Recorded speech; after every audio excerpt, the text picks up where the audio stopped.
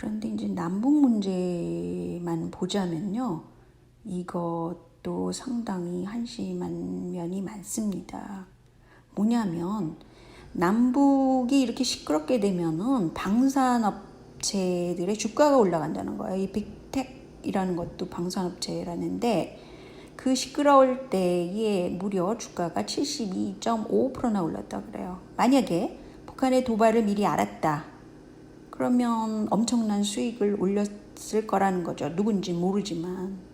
상황이 이렇습니다. 그래서 저는 이 금융 문제와 한국의 정치와 반드시 연결시켜서 항상 생각해 볼 필요가 있다고 봅니다. 근데 이제 한국에는 그런 것까지도 모르거나 문외한인 그 보수세가 많고 그냥 무조건 북한은 나쁜 적이다. 이거는 어떻게 보면은 군산업체의 로비를 받을 수도 있어요. 이런 단체들이 돈이 암암리에 들어갈 수도 있습니다. 그래서 동서독이 합쳤을 때는 그래도 서독 사람이 동독 사람들을 좋아했단 말이죠. 그래서 합쳐졌는데 지금 현재 그 보수세는 그냥 뭐 북한을 적국이다라고 항상 강조를 하니까 이게 뭐 해결 빌미가 안 보이는 거죠. 그래서 저는 오히려 금융 쪽에서 빠삭하게 알게 되면 남북 문제를 조금 더 해결할 수 있다고 봐요. 이렇게 방산주나 올리고 말이죠. 주가의 그 상승에 이 이익을 본 사람들이 도대체 누구겠어요? 이런 것들 알아보면 참 좋겠지 않겠습니까? 그 와중에 그 한반도 통일을 굉장히 바라는 이분도 이름이 소로스이시죠? 근데 이분이 지금 소로스가 아니죠. 로저스이시죠? 로저스이신 이분이 한국 기업 중에 그래핀을 중심으로 해서 한 사람을 마구 이제 유망하다 이렇게 얘기를 한다 그럽니다. 왜냐하면 북한의 현재 그래핀의 원료인 흑연이 대량 매장돼 있기 때문에 이분은 상당히 금융적으로만 생각하는 거예요. 그래서 앞으로 이 한반도가 그래핀 산업의 선도국이 될 수 있다라는 것을 로저스 회장이 생각하고 있는 겁니다. 그래서 이제 특별히 한국에 있는 이 스탠다드 그래핀 대표 이정훈 씨를 자기 그 싱가포르 집에도 초대를 하고 막 그랬다고 그래요. 근데 이 그래핀 기술을 보면은요, 현재 막 뜰 수밖에 없는 특히 물 있죠? 정수기에 굉장히 필요한 그런 필터를 만들 수 있고요. 두 번째로는 그 그래핀 기술을 적용하면 천연 비누도 미백 탈취 기능도 좋아지고 뭐 그렇다고 그래요. 그러니까 앞으로의 그래핀 제조 기술이 유망하다는 거죠. 저는 이렇게 금융적인 거나 경제적인 걸로 들어가서 남북이 이렇게 그냥 서로 싸우자 이런 쪽으로 가면 싸움이 나거나 그럼 군산업만 좋아지고 아니게 되면 그렇다고 싸움 나면 북한이 핵을 갖고 있는데 뭐 어떻게 하려고 그래요? 그거는 주변국도 바라지 않는 상황이죠. 그래서 이건 해결책은 경제적으로 들어갈 수밖에 없다고 봅니다. 물론 저는 문재인 정부가 정말 문제가 많은 그런 정부라고 생각하고 그렇게 생각을 합니다. 그래서 참다운 보수세가 빨리 나타나야 되는데 이 정책적인 거를 좀 그 연구를 해야 된다고 생각합니다. 오늘도 길어지는데요. 할 수 없이 두 개로 또 나눠서 올릴 수밖에 없겠습니다. 그런데 이제 트럼프를 막 공격하는 존 볼튼 이 사람은 회고록에서 트럼프가 대선에서 농민의 표심을 얻기 위해서 중국한테 미 농산물 수입을 늘려달라고 요청했다. 이건 당연한 거죠. 약속을 미리 했는데 중국이 지켜주지 않으려고 그래서 뭐 이걸 강조했나 본데 이 사람 제정신이 아니죠. 미국을 위해서도 이건 당연히 해야 되는 거 아니에요? 미국 공화당을 위해서. 그리고 농민의 표심이 얼마나 트럼프한테 중요한데 말이죠. 그리고 또 한 가지는 트럼프는 위구르족 있죠. 위구르 인권정책법에 서명을 했다고 합니다. 그래서 소수민족 인권 탄압에 책임 있는 중국을 제재할 수 있는 그런 것에 서명을 했다고 그래요. 그리고 또한 어떤 게 있냐면요. 중국 얘기예요. 계속해서 중국하고 인도가 국경 지역이 막 무력 충돌을 조금 했죠. 그랬는데 인도 철도부에서 중국 업체가 진행하던 746 6억 원인 것 같은데, 네, 746억 원의 공사 계약을 파기하기로 했대요. 철도 산업입니다. 그리고 전 인도 무역협회도 중국산 불매 운동을 벌이고 있고요. 그리고 통신사에서도 화웨이나 ZTE 같은 중국 제품 사용 금지령을 내려졌다고 그럽니다. 엄청난 일을 했네요. 근데 단지 문제가 되는 건 제조업 기반이 굉장히 약한 게 인도라고 해서 중국에서 굉장히 그 수입해다가 쓰고 싸니까 그랬다고 그럽니다.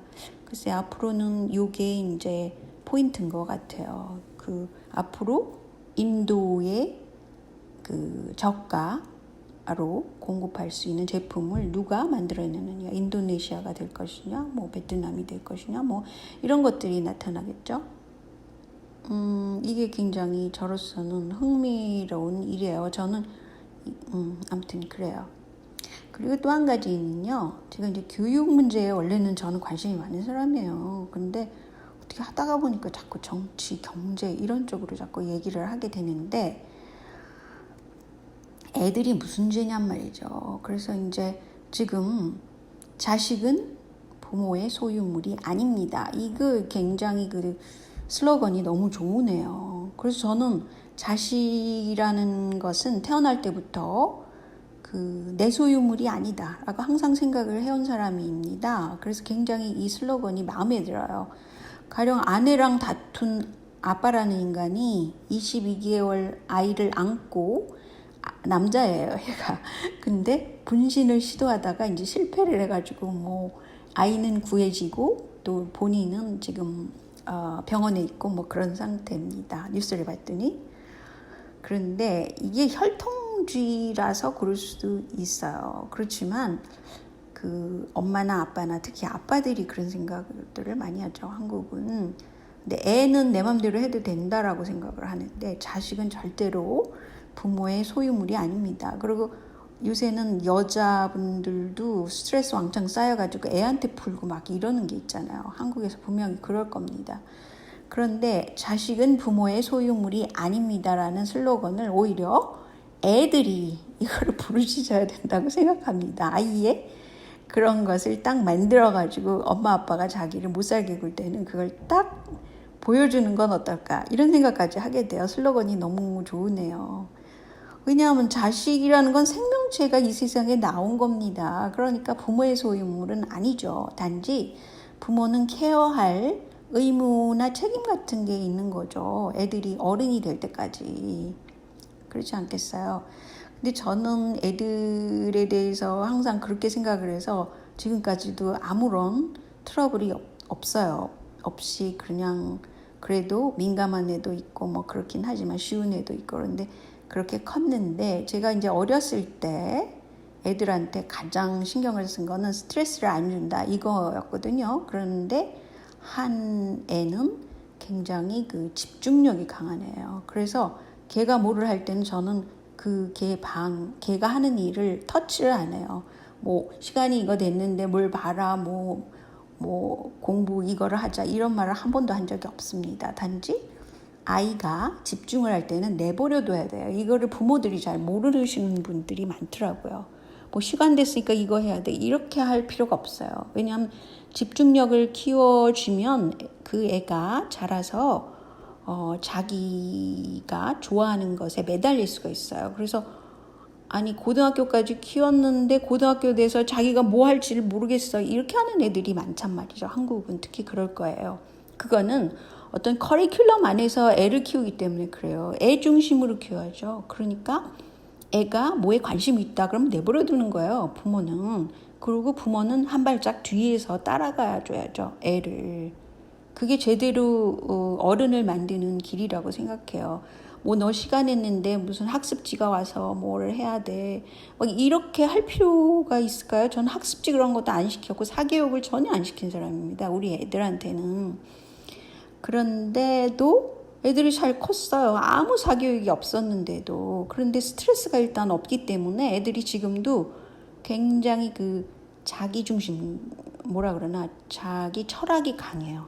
그래서 제가 뭐라 그러면 막 반대 의견 얘기하는데 그냥 내버려 두거든요. 근데 그게 논리적으로 합당하면 제 의견하고 전혀 다를 수도 있는데도 그냥 뭐 내버려 둬요. 이 의견이 다 다를 수 있으니까. 그런데 그렇게 커야, 왜 그렇게 키웠냐면 제가 이제 외국에서 살기도 하고 그러지만 그렇게 어른을 만든다는 것은 자율적인 그 결정력, 그게 굉장히 중요한 거잖아요. 어른이 된다는 건.